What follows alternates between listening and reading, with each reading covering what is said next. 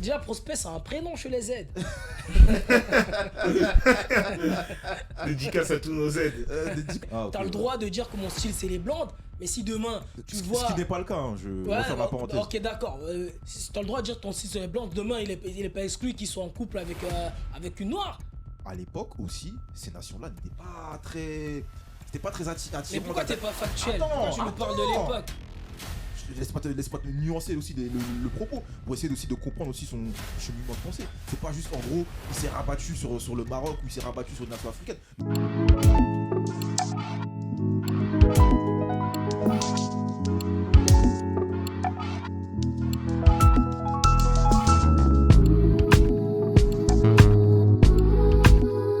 Messieurs et dames, bonjour. Bienvenue dans votre émission Le football a changé.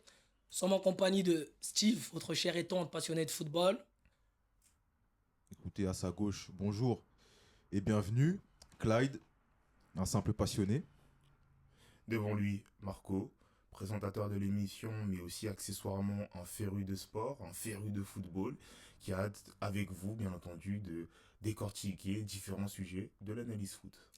Donc, vous l'avez bien compris, on parlera de foot, uniquement de foot, rien que de foot.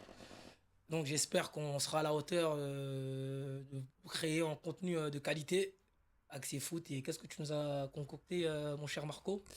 Aujourd'hui, sujet plutôt intéressant puisque ça concerne les binationaux. Une fois de plus, on a un joueur qui est marocain, qui est franco-marocain sénégalais, et qui a décidé, par une opération du Saint-Esprit, de rejoindre le Maroc en termes d'équipe nationale, après avoir pourtant auparavant déclaré, il y a de ça quelques années, qu'il ne jouerait jamais pour le Maroc, que ça ne l'intéressait pas. Et ça nous fait revenir à une très célèbre question qu'on se demande bien souvent, c'est est-ce qu'il y a un âge pour rejoindre une sélection africaine? Et est-ce que quelque part, cet éternel débat des binationaux est alimenté par le fait que les joueurs ont des déclarations chocs et polémiques et se foutent ouvertement de la gueule du football africain? Quel est votre avis là-dessus? Moi, je trouve ça d'abord très, très hypocrite de sa part, très irrespectueux de sa part d'agir de la sorte pour les déclarations qu'il avait eues par le passé, où il avait dit que lui, c'était la France ou rien. Je comprends pas pourquoi revenir vers le Maroc à ce moment-là. Est-ce que c'est parce que le Maroc a le vent en poupe? Je comprends pas aussi le fait qu'il est en partie sénégalais d'origine. Le Sénégal aussi a le vent en poupe, a gagné la dernière CAN. Pourquoi pas le Sénégal? Je sais pas.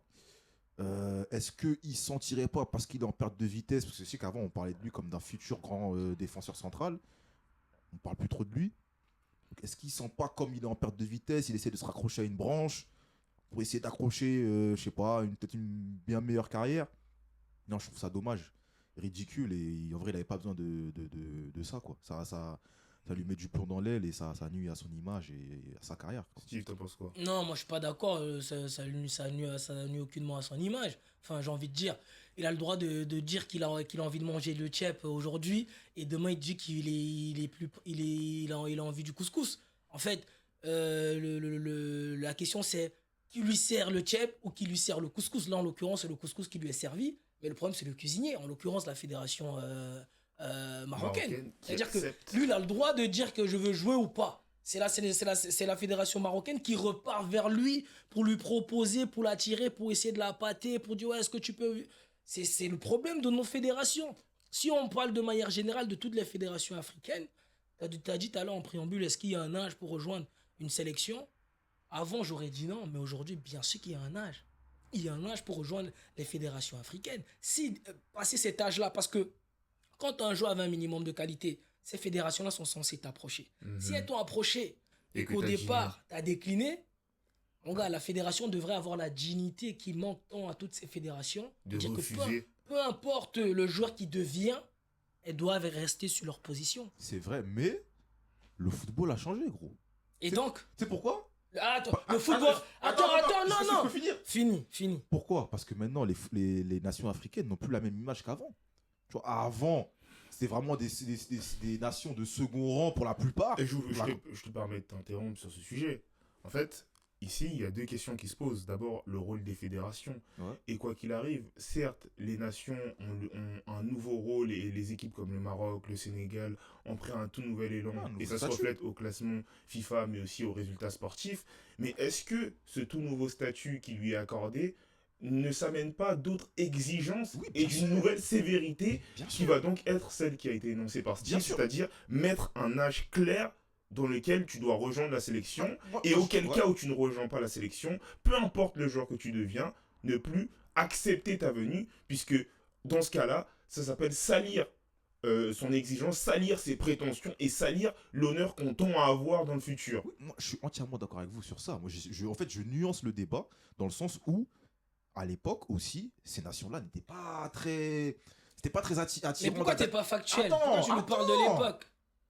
Laisse-moi te nuancer aussi le propos, pour essayer aussi de comprendre aussi son cheminement de pensée. C'est pas juste, en gros, il s'est rabattu sur le Maroc ou il s'est rabattu sur une nation africaine. Non, c'est aussi, il faut dire qu'à à l'époque, ça faisait pas trop rêver d'aller jouer pour son pays d'origine, les pays africains, etc., etc. Maintenant, le statut a changé, ça fait plus rêver. Il y a potentiellement des amis que tu peux retrouver aussi en sélection. Donc, c'est la même chose. Maintenant, oui, je suis d'accord avec vous.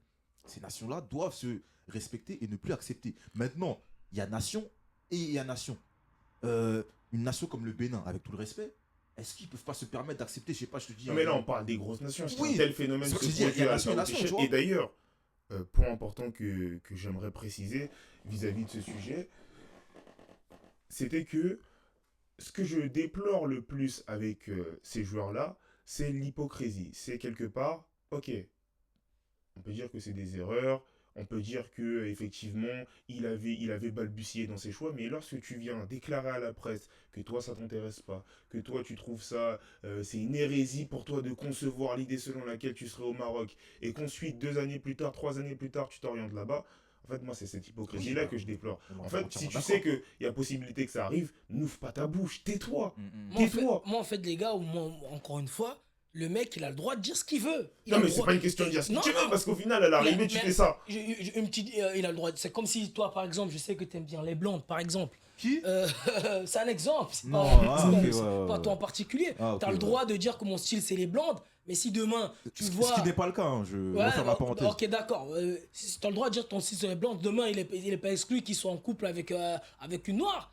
Donc, le problème, c'est qui? Le problème, c'est il a le droit de dire ce qu'il veut. Mais c'est la femme avec qui il décide de se mettre en couple qui a le droit d'accepter ou pas. Là, en l'occurrence, encore une fois, c'est la fédération marocaine qui a le droit de dire, ok, on a fait un pas vers toi. On t'a sollicité.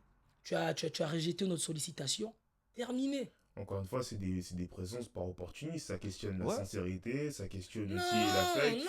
C'est pas opportunisme. Oui, mais il a le droit d'être opportuniste. Non, ok, il a le droit d'être opportuniste, mais qu'ensuite, ils viennent pas nous faire des discours du type, ouais, le Maroc, j'ai toujours cru ça, c'est mon pays, Il a le droit de tenir le discours. C'est hypocrite. Non. On a le droit de le souligner, bon sang. Pourquoi c'est hypocrite? Pourquoi ce serait hypocrite? C'est hypocrite parce que 2-3 années auparavant, tu ouvres ta bouche dans les médias pour dire à quel point est-ce que tu t'en fous du Maroc. Et ensuite, 2 années plus tard, lorsque tu sens que tu es en perte des vitesses et que l'équipe de France, pour toi, c'est quelque chose qui est désormais plus de l'ordre du rêve que de la réalité et que c'est onirique de penser que tu seras en équipe de France un jour, tu viens au Maroc et tu dis « Oh, j'ai toujours aimé le Maroc ». Mais les joueurs ont toujours tenu de tels discours. Quand un joueur, il est petit, ou, je prends le cas d'Eli Wahi, il disait que son club de cœur, c'était qui, le PSG, ou qu'il jouerait jamais à Marseille. Marseille est venu toquer à la porte, il a ouvert. Et quand il a signé, il a dit quoi? Marseille, c'est un club qui m'a toujours fait rêver étant petit. Mon gars, c'est la réalité. Voilà, c'est le business. Maintenant, je voulais ajouter un truc, moi. T'as vu, il y a des nations qui sont en droit de refuser, comme le Maroc, comme le Sénégal, comme la Côte d'Ivoire, le Cameroun, etc. Mais je pense qu'il y a les nations qui sont plus petites. Tout à l'heure, je parlais du Bénin, bon, pour ne citer que, mais il y en a d'autres, tu vois. Un problème contre les Béninois? Non. Je pense que ces nations-là, je dis le Gabon, je sais pas moi, le Burundi, peu importe. Moi-même, je suis haïtien, tu vois. Je pense qu'il y a des nations qui devraient accepter ces joueurs. Même des vieux briscards. Par exemple, moi, je suis haïtien, je prends mon cas. Je pense même un Hudson-Edouard, il faudrait le prendre, tu vois. Je suis d'accord avec toi. Je sais pas, tu sais, les mecs qui sont Isidore, tu sais, qui sont là, mais qui veulent pas forcément. Auquel cas, tu peux prendre ce genre de joueur. Ça va être une plus-value pour ton. Tu peux prendre ce genre de joueur. Par contre, il faut cultiver l'amour du pays. Ouais. Je suis d'accord, mais Clyde, là en l'occurrence, le cas d'espèce, c'est le Maroc. Oui, moi pour moi, le Maroc devrait refuser. Le Maroc qui a des ambitions de gagner la Coupe du Monde. Donc, oui, donc c'est un prospect qui est intéressant. Et puis même en termes de plus-value. Mais quelle plus-value Diop va apporter dans cette sélection? Bah, ça reste un prospect intéressant. Sportivement. C'est un joueur international. Oh. Mais attends, t'as une Alpha dans ta défense. Tu parles de Diop en termes de prospect? Oh, arrête. Le foot est mort à ce point. Mais on peut aller bon mot prospect. Déjà prospect c'est un prénom chez les Z. Dédicace à tous nos Z. Dédicace au Dédicace à Fidèle. Mais bon, bref, revenons à nos moutons, revenons au Prévert. Qu'est-ce que je voulais dire? Reprenons à ce que tu voulais dire vis-à-vis du terme de prospect du joueur Diop. Ça reste un joueur intéressant. Diop, après 30 ans, tu ne veux pas parler de lui qu'en termes de prospect. Dis-moi, Mohamed Bouadji de Lille, 18 ans à peine, ok là, prospect. Et en plus, on parlait d'âge tout à l'heure, il a 18 ans, il décide déjà de se tourner vers la sélection du Maroc. C'est noble. Là, c'est clair, c'est noble. Voilà, c'est encourageant. Mais mon gars, 30 piges, à 19 ans, t'as sollicité, t'as dit non. Là, t'as 30... Il a 30 piges, lui, déjà? Je sais pas, approximativement. Moi, je pense qu'il a plus notre âge, hein, non? D'accord, s'il veut. Approximativement. Quoi qu'il arrive. Après, regarde, approximativement.